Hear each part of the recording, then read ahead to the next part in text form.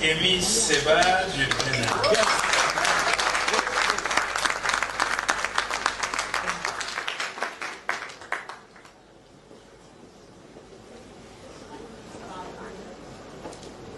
Alors, le gagnant aujourd'hui, comme on a pris coutume de le dire, c'est Kémy Séba.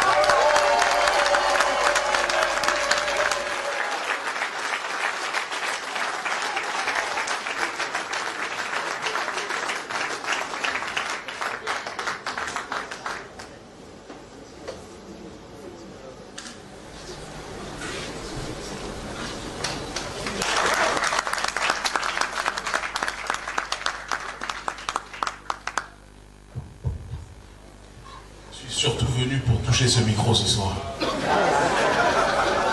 Vous me connaissez un peu.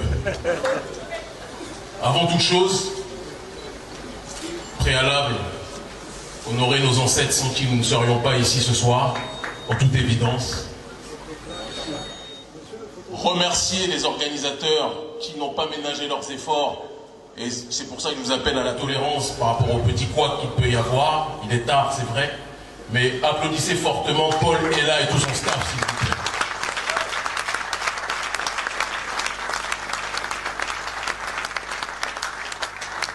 Et je peux même vous avouer que la seule et unique raison pour laquelle j'ai accepté de venir à cette remise de prix, alors que ces dernières années, nous en recevons beaucoup et je les refuse systématiquement, et je refuse même de me déplacer, c'est parce que je sais que Paul Ella, au-delà de la question des trophées, se sert de cet outil de remise de prix pour avancer dans la bataille culturelle.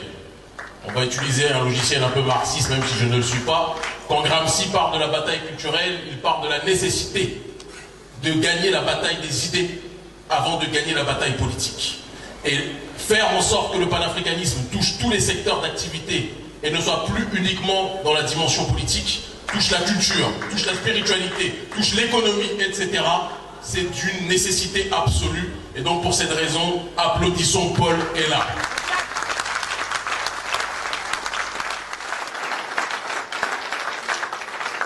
Mais une fois les introductions faites, je ne peux pas quitter cette tribune sans dire ce que j'ai sur le cœur. Il y a un proverbe qui dit que c'est à la fin du bal qu'on paye les musiciens. Et si je suis venu ici, c'est pour honorer mon frère, mais je dois être en adéquation toujours avec ce en quoi je crois. Je vais vous demander exceptionnellement aux organisateurs de garder au chaud ce trophée. Je ne le refuse pas, qu'on le précise bien, mais qu'on me le remette quand le combat sera le combat que nous menons au péril de nos vies, qui me pousse à aller en prison, qui me pousse à être expulsé à différents endroits, même si nous sommes suivis par un nombre record de jeunes en Afrique francophone, quand ce combat sera définitivement gagné. Quand le franc CFA sera tombé. Quand le néocolonialisme polymorphe, pas simplement français, le néocolonialisme chinois, le néocolonialisme d'autres entités qui sont sur nos terres et qui se servent comme si c'était une bijouterie, quand tout ce néocolonialisme aura disparu, je récupérerai ce trophée. Quand toutes les personnes qui arrivent au pouvoir et qui confondent la présidence avec une banque dans laquelle ils peuvent se servir de manière illimitée seront tombées, je prendrai ce prix. Je sais que je peux créer du malaise quand je dis ça, mais je suis venu pour dire la vérité ce soir. On ne peut pas parler de lutte contre la France-Afrique en se contentant de parler uniquement du colon exogène, sans parler des mots endogènes. Il y a des problèmes dans nos pays dont nous devons parler. Tant que la liberté d'expression sera toujours réduite, jamais nos populations ne pourront avancer. Et ce que je le dis pour tous nos pays, y compris pour le mien. Dans mon pays, le président Patrice Talon vient de faire incarcérer un opposant qui se nomme Joël Aïvo à 10 ans. Je n'ai pas d'accointance idéologique ou politique avec ce dernier, mais je ne peux pas comprendre que pour des désaccords, on jette au cachot quelqu'un au lieu de le battre sur le terrain des idées.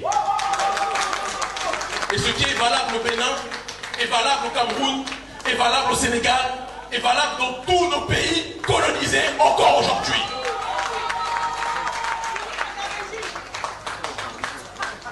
Et donc pour cette raison, ce trophée qui m'honore, qui me touche profondément, je vous demande de le garder au chaud et je le récupérerai quand le combat sera gagné.